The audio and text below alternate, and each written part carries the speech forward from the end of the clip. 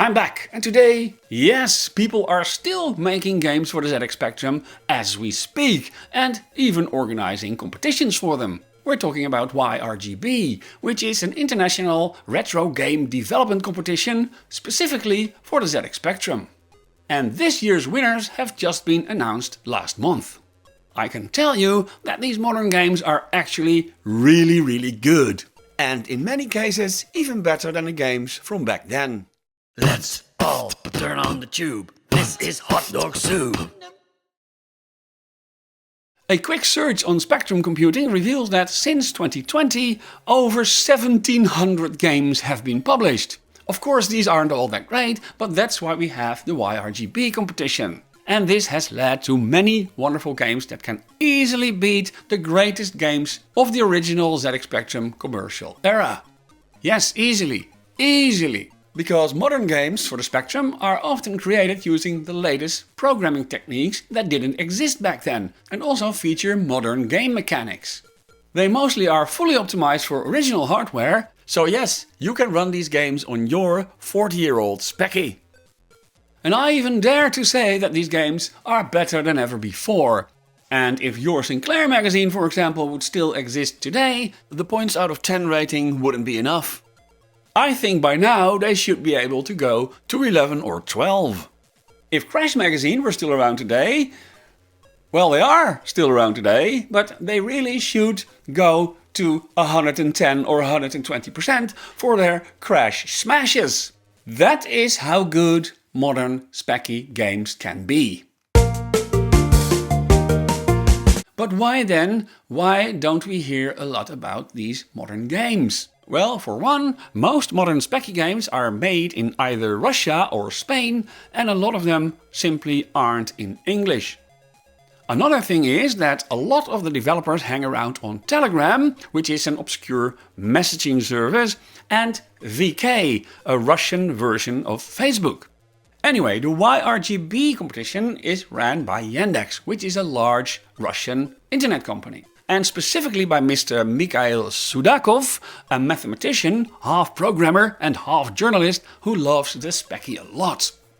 He was also the producer for a game called Castlevania Spectral Interlude, which is highly regarded as one of the best ZX Spectrum games of the modern era. In the jury of the YRGB competition, which stands for Yandex Retro Games Battle by the way, we find a couple of other high-profile Specky people.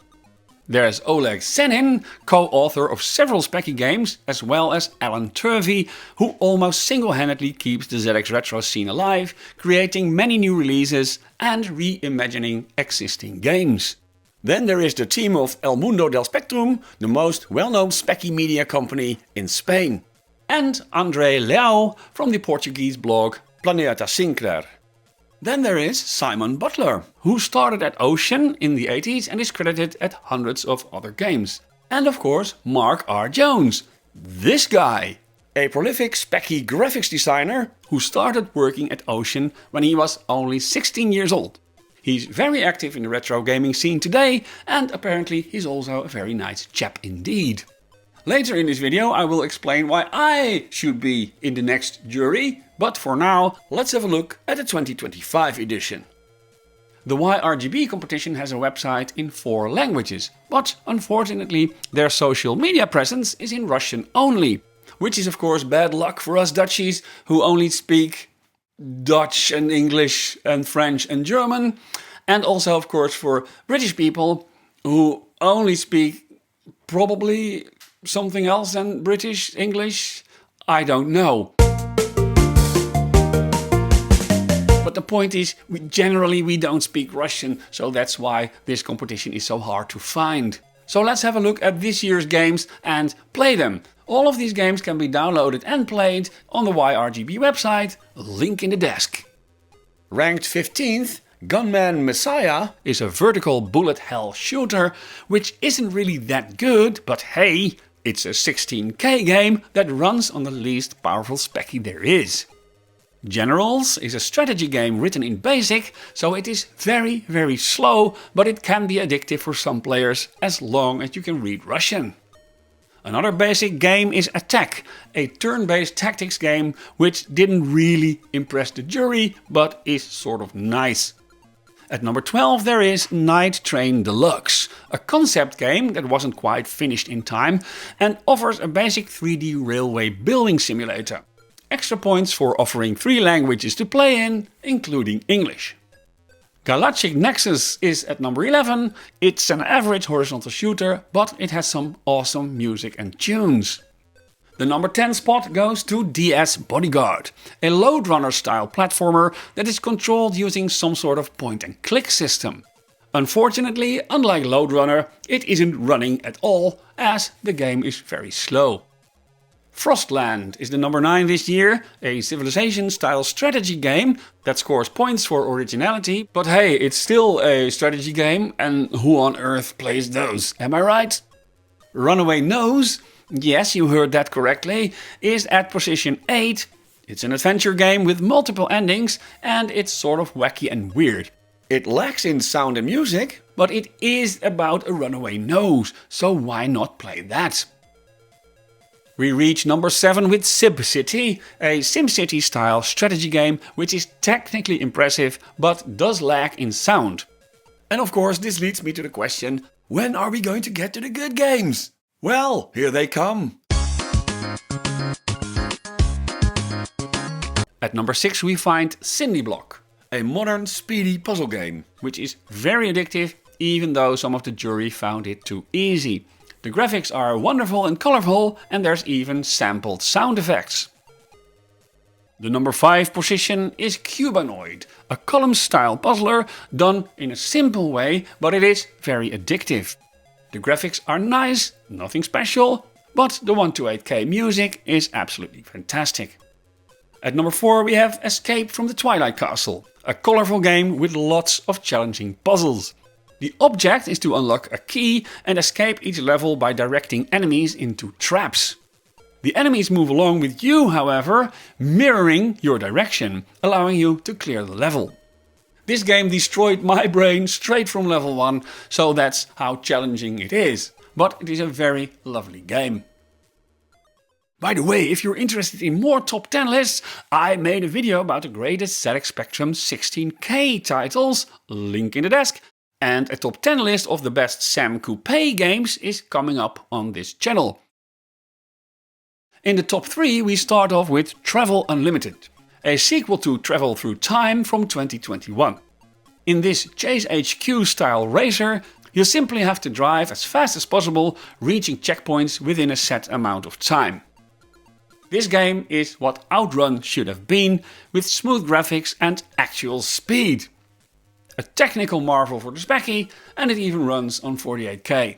It's a wonderful game and definitely recommended.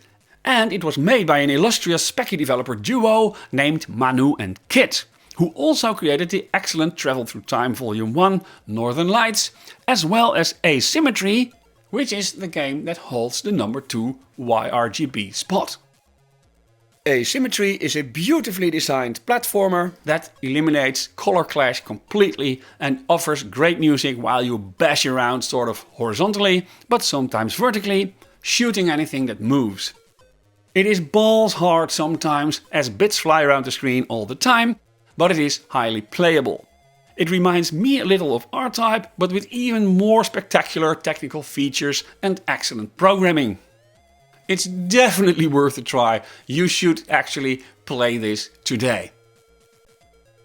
This year's YRGB winner is Cubix, a vertical platform puzzler that very quickly becomes a 3D game reminiscent of Nebulous, but with modern game mechanics a la Super Meat Boy and Faz. If you don't know these games, never mind, forget them, play Cubix today. It is absolutely fantastic with its wonderful design and clever puzzles. A true specky classic. Cubix was made by a Russian specky developer named Gogin, who made many other beautiful games and ports for the platform, like Super Mario Bros. 128K, Super Bomberman 2 Remix, and a little game called Chez Maxime.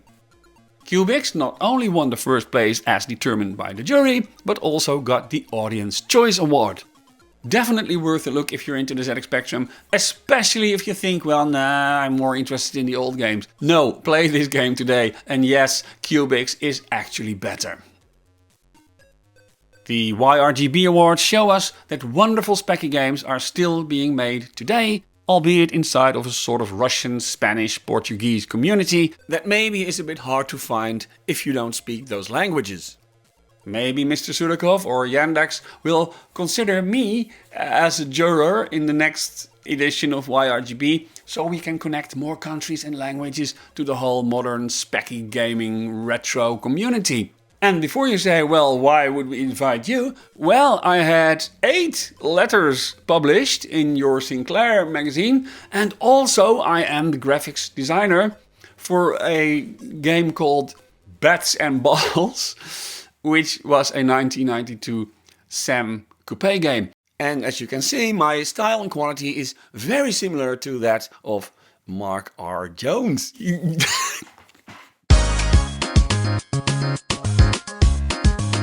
Anyway, if you're interested in playing these games, and you should, because they're really good, visit the YRGB website, link in the desk, and download them immediately. They're all free. So, there you go, amazing 2025 ZX Spectrum games. If you like this video, please like this video and post a comment. It doesn't have to make sense as long as you just post a comment, so the YouTube algorithm will know that my video is actually interesting. So, thank you for watching, spasibo za prosmotr, and I'll see you next time.